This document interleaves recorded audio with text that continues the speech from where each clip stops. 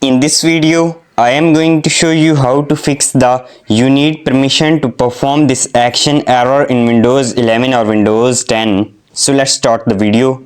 First, right click on the folder or file causing the issue and select Properties. Go to the Security tab, click on Advanced, then click Change next to the owner's name. Enter your username. You can check your username by going to the Windows Start menu. After entering your username, click Check Names to verify and then press OK.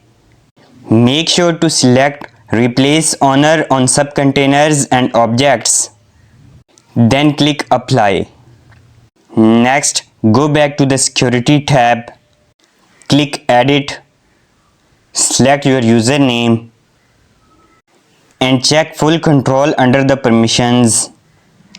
Apply the changes and restart your computer if needed.